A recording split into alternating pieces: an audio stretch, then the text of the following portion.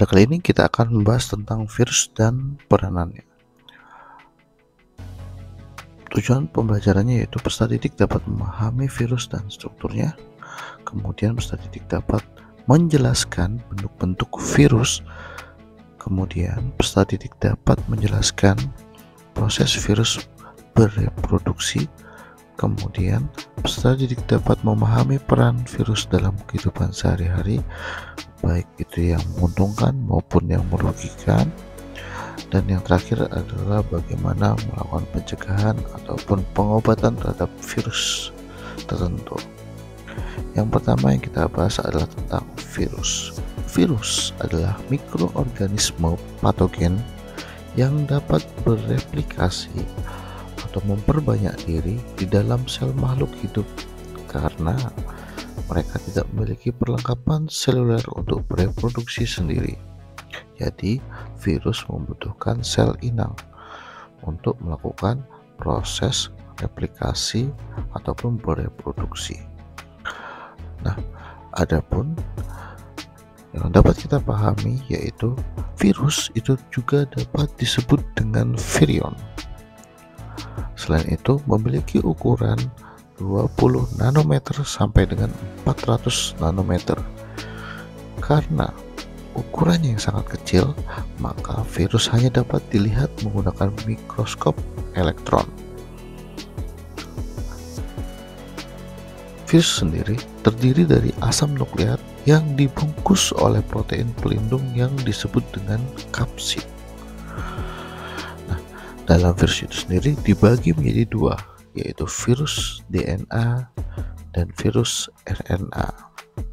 Jadi sama, setiap virus sama dari asam nukleat, namun asam nukleatnya berbeda, yaitu ada DNA ataupun dan RNA. Berikut ada bentuk-bentuk virus yang dapat dipahami. Yang pertama seperti ini. Ini adalah hasil dari mikroskop elektron. Ini tobacco mosaic virus atau TMV. Hasil seperti ini kemudian menggunakan komputerisasi di tiga dimensi sehingga kita dapat pahami bagian yang ada pada virus itu sendiri. Ukurannya 18 kali 250 nanometer. Ini adalah bentuknya helix. Ya. Kemudian bentuk berikutnya yaitu adenovirus, bentuknya seperti ini, polyhedral. Ini hasil dari mikroskop elektron. Ukurannya adalah 70 sampai dengan 90 nanometer untuk diameternya. Di tengah-tengahnya ada DNA, kemudian di luarnya adalah kapsid ya. Kemudian ada juga influenza virus. Bentuknya seperti ini, ukurannya adalah 80 sampai dengan 200 nanometer untuk diameternya. Terdiri dari RNA, kapsid, kemudian ada membrannya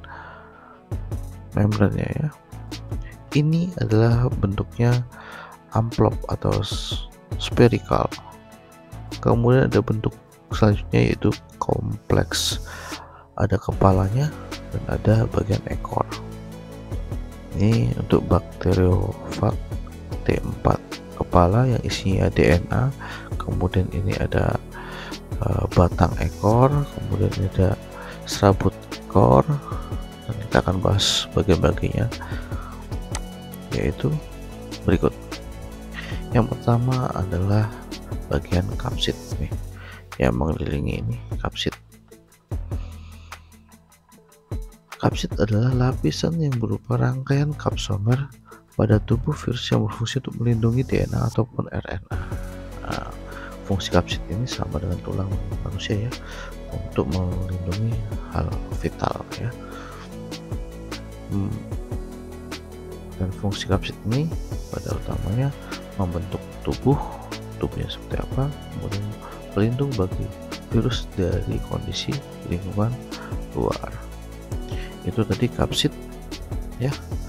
Selanjutnya yaitu ada ekor. Di bagian ekor nih, bagian ekor Ini adalah bagian dalam struktur virus yang berfungsi sebagai alat untuk menempelkan diri.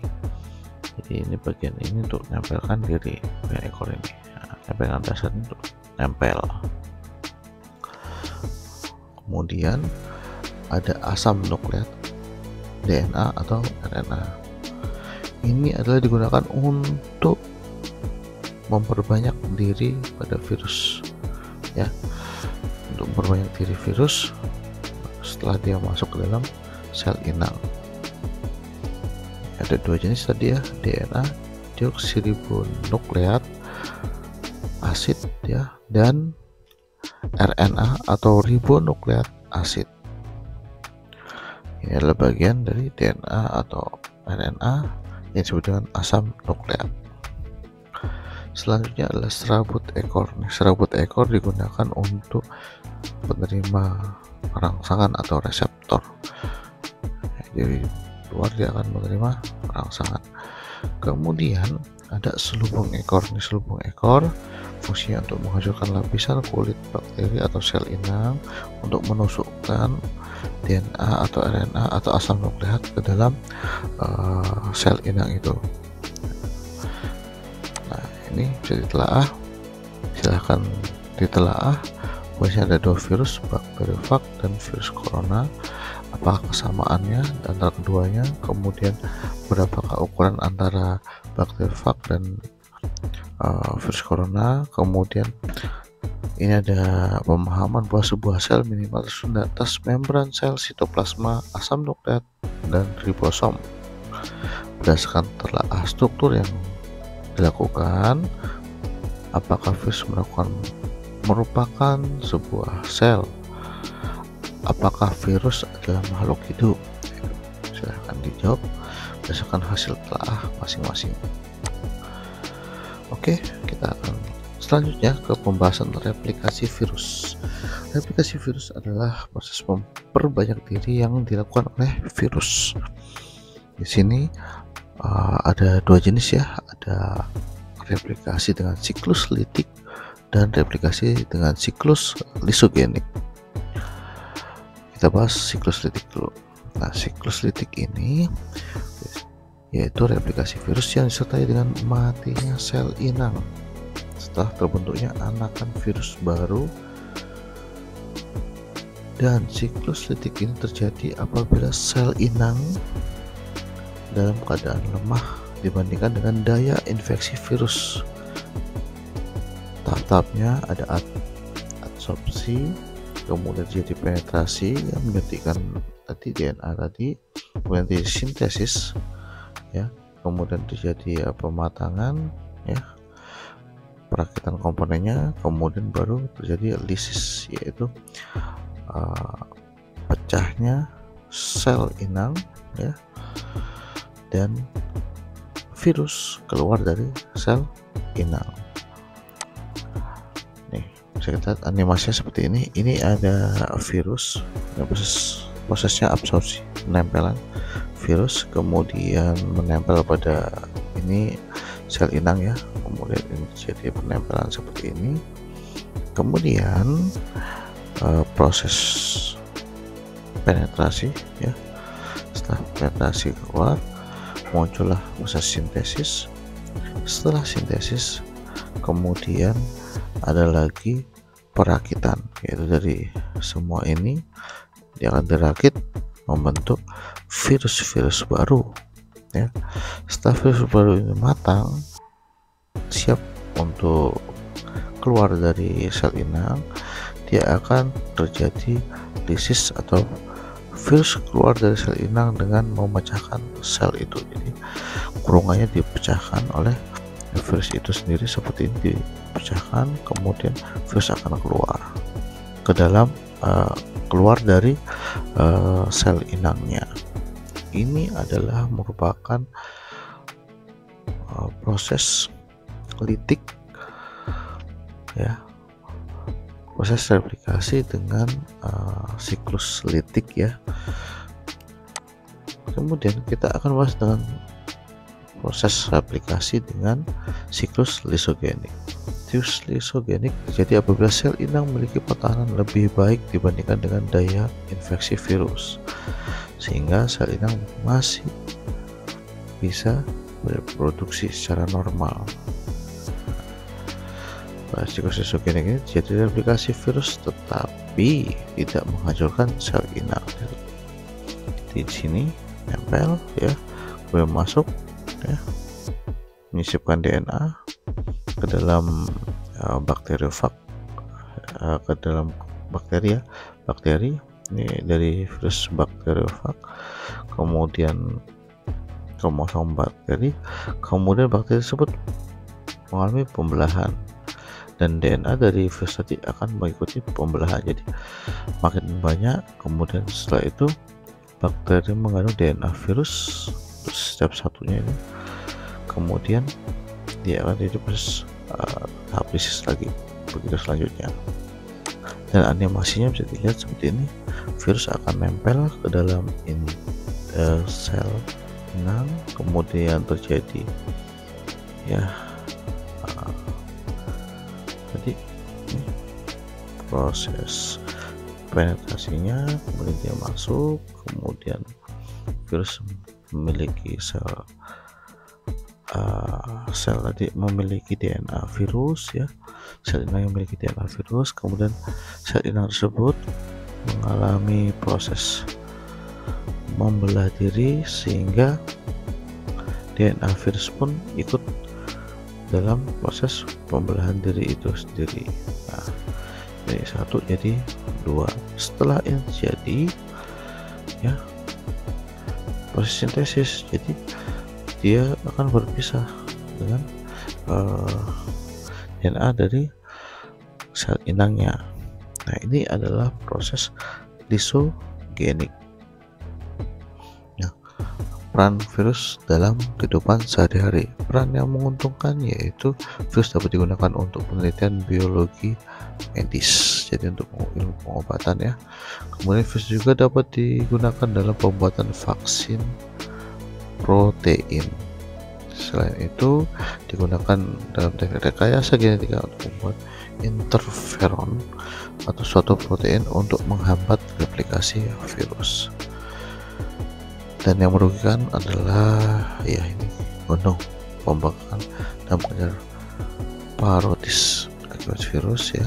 Kemudian polio menyerang saraf terutama sistem gerak sehingga dapat menyebabkan kelumpuhan, kemudian campak ya, kemudian juga cacar, kemudian rabies ya, dan Ebola yang menyebabkan pendarahan pada usus besar, paru-paru, hati, kerusakan ginjal, dan penurunan trombosit secara drastis.